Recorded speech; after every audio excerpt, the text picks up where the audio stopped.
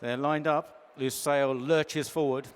And they're away. Lusail got upset in the stalls, a little bit slow to go. Royal Patronage fast into stride for this Qipco 2000 Guineas, chased by Berkshire Shadow and Boundless Ocean on the far side. Perfect Power tracking those over there from Coroebus and the Wizard of Eye. On the near side group, it's Point Lonsdale that leads the way to Dubarwi Legend, and then Eden behind those, followed by Tacarib Bay and Luxembourg on the outside of that group. Further back, Light Infantry, Native Trail on the near side in the all blue jacket from Check and Challenge Lusail as they run on now towards the final 5 furlongs. Royal Patronage by a couple of lengths to Berkshire Shadow, Boundless Ocean, near side Point Lonsdale, tracked by Dubarwi Legend and Eden. Perfect Power in the bright yellow jacket. White Cap on the far side, Coroebus. On the right is Native Trail getting cover, about to be pulled out. Then Check and Challenge Lusail further back, the Wizard of Eye in the centre. Out the back, Luxembourg struggling at this stage from Lusail, and finally Light Infantry. Royal Patronage is now challenged by Point Lonsdale in the hands of Frankie Dettori. Eden right there. Native Trail is on the right, and they're followed by Boundless Ocean, Berkshire Shadow, and trying to thread a way through is Perfect Power. And it's still Royal Patronage that leaves the way. Native Trail coming there strongly, the favourite on the near side from Point Lonsdale. Coroebus is also coming through in the white cap, and it's Coroebus that leads from his stable companion Native Trail. They're followed on the far side by Luxembourg, who's rallied well. Coroebus from Native Trail. It's Coroebus from Native Trail, a 1-2. It's Godolphin's Guineas. Coroebus beats Native Trail. Luxembourg in third. Then behind those, it looked to be Eden on the near side, possibly fourth. James Doyle has just won his first British Classic on board Coroebus in the Qipco 2000 Guineas. You were hoping that the race would pan out perfectly. Well, the result was, certainly. Yes, I think after half a furlong I was kind of happy. There was just one moment where it looked like I could be caught on a wing, and he was quite fresh early on, so I was a little bit worried, but then no sooner did we go another couple of strides, I just had to bring him back slightly just to make sure I could get in. And then I have to say, he travelled incredibly strong throughout. So there's no reason to believe he won't improve from today, because he was quite exuberant through the early part of the race. I just had to fetch him back a couple of times, and I was thinking at halfway, this is all going pretty well.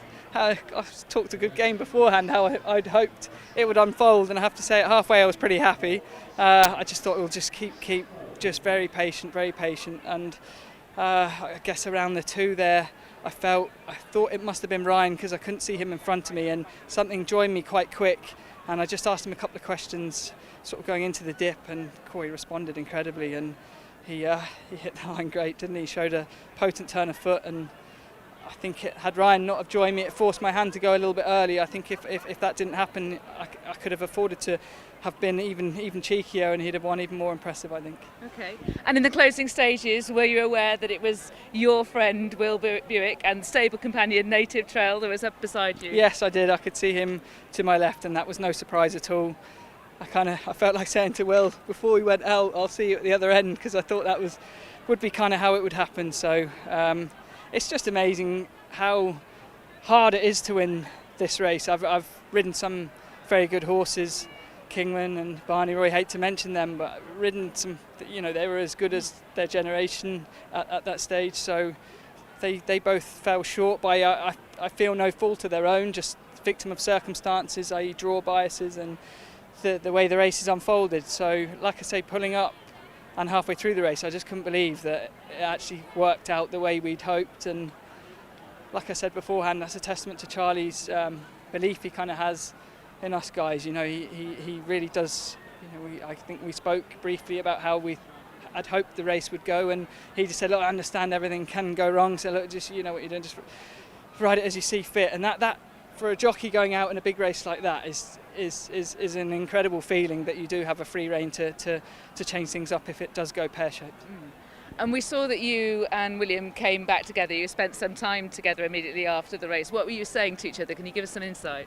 Well, I was a bit emotional actually pulling up, because like I say, I just couldn't believe the way it worked out. And it's been a tough couple of years of riding. Obviously I've had good opportunities in the Arc on Hurricane Lane and things like that, but just hasn't worked out for whatever reason. So you have a few years on the sidelines a bit, and when you're used to a good, had a good time of it, of getting to feel these good big winner, how it feels to win these big races. So I'm getting a bit tongue-tied, and when you don't for a little while, it does frustrate you a little bit, and when you do feel it again, it's incredible. And William's a great friend of mine. I think he would have known that this would have meant a lot, and he took time to come up and said, "You deserve that. Well done." He sees the work we both put in the mornings, and we've been best mates, competitors for a long time now, and he can sense that I get frustrated when he's I see him riding all these great horses. Don't get me wrong, he's absolute top drawer, and it's incredible to be in the same team and work alongside him. But I can sense that he's sensed that I've been a little bit frustrated lately. So yeah, he's a top class man, and whilst he wasn't on board this fella today, I'm sure he will be the next day. So you're giving us a bit of insight. Were you starting to worry that you would never be here after the 2000 Guineas? No, not at all. I remember it just becomes frustrating. I remember after Adyar won the Derby, I just thought, oh Christ, this is so tough to get on the right one. I remember Charlie rang me afterwards and he said, look, we're just starting to get the hang of this, so don't worry, just sit tight, everything's going to be fine. And look, he's just an incredible man to work for, and it's so enjoyable going into Moulton Paddocks 4 days a week, getting to know these horses and being part of this team. Are your family here today? They are. My mother flew back from America against my sister's wishes, who's actually pregnant at the moment. She's due in July, so she didn't want her to come back, but my mother said, I'm not missing, James has got a good chance in the Guineas, so I'm not missing it for the world. So she flew back specially a couple of days ago. And have you had a chance to speak to her yet? I have indeed. She was waiting for me just before the prize giving, so yeah, she gave me a big hug. Can you share what she might have said to you, or is that private? She said the same thing, really. She's like, wow, something actually went how you kind of thought it would do. And she's been on the path with me ever since. She's seen the struggles that we've had to go through, and she's been there right the way through. She flew to Dubai the night Cityscape won the duty free. That was my first big winner, and she was there, and she met me as soon as I came off the track, and it was the same story today. So it's just great that she can relate and feel the things that I go through, and she's been a great mentor to me throughout my career. Well, it's just tremendous to speak to you. I'm so pleased that you're here and you've won your first classic. May there be many more. Well done, James. Thanks, Lee. Appreciate it. Thank you. Charlie Appleby has just won his first British 2000 Guineas with Coroebus, and to boot he's had the second as well with Native Trail. Possibly not the way round you personally were expecting, but you always knew perhaps the biggest threat was in your own stable. No, for sure, and Lydia, like I say, first and foremost, it's all thanks to His Highness Sheikh Mohammed and Team Godolphin supporting me and allowing me to have these horses to train. But as respects to the two individuals themselves, Native Trail, we saw him, he was a flawless 2-year-old champion 2-year-old, came out, won the Craven in the style he did, and that morning William rode Coroebus in that piece of work, and as he said, Charlie, if we hadn't got Native Trail in the race, he said I couldn't be any more happier than to ride Coroebus, but that was always going to be a very hard call for William to get off Native Trail. Naturally James was always going to get in the seat there, and he's a horse that's excited us as a 2-year-old. I stood here that day when he walked away, going off to go to the winners' enclosure, and the next thing is he got chinned on the line. But it was something that you have to learn at that level before you can step up to this level. And James gave him a fantastic ride down, and we just said, James, just hold him, hold him, and just press the button at the last minute. I said, whether he's got the gears to face up to these proper group horses now, we'll see. And he showed that in spades. He really did, and just the mental maturity that he has, where he's come from being defeated to the Royal Lodge to being able to win the Guineas, that's huge. What have you seen in him? How's that been developed at home? Well, I think that's why I was keen to sort of, after the Royal Lodge, a few people sort of raised their eyebrows. I brought him back here for the Autumn Stakes, where it was, obviously, it was only 2 weeks later, and you could have said, well, he had a hard enough race in the Royal Lodge, but I always wanted to get him back on a decent surface, because we could have toyed with running him in the Racing Post Trophy, but I didn't want him to go and have a hard race in the Racing Post Trophy on soft ground against those, at the time, better horses. As you quite rightly say, this sport, any sport, is about confidence. So he gained a lot of confidence in the Autumn Stakes. William again learnt from the Royal Lodge, hold and just sit and wait on him, and he's a horse, you just keep filling him up, and he's got an electric turn of foot. And is that why you wanted to go straight into the Guineas, from the high confidence of the autumn stakes? You just wanted him to deliver him in that kind of mood? Yes, and also I hadn't challenged him too much in respects to, he's had his 3 runs here, he broke his maiden July course there, he obviously ran in the Royal Lodge, ran in the autumn, and I made the entry, and we had potentially got it on our mind to go to the Greenham, but I just thought, do I want to challenge him, 2 weeks out from a Guineas where he's never had that put to him as yet. So that's why we purposely brought him up here, got the gallop in that we felt we needed to put him where he needed to be today. And what do you see him as? Is he a miler in your mind, just that? I think personally, yes. On his page you could question mark whether he could get a bit further, and at home he's so laid back at home. He's a funny horse. He just comes to life at the races there in respects to the way he travels. At home you can switch him off and put him wherever you like, but he does take a grip through the race.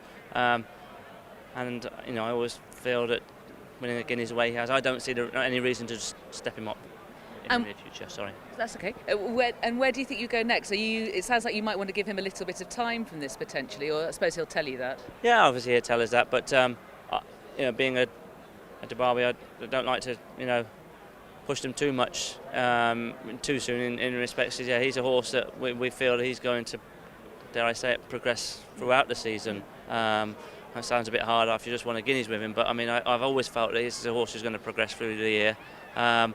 They're nice conversations to have over the next 10 days, but if you would sort of ask me to put something down now, I'd say I'd like to take him to St James's Palace and take Native Trail to Ireland, where we know he's got the job done at the Coroebus before. Yes, and I thought you might say that, and of course Native Trail has got that hardiness from his 2-year-old campaign as well to reappear more quickly. No, that's right, and to be fair to Native Trail, I mean, although he's won a, he breezed here, he won a Dewhurst here, he's won a Craven here.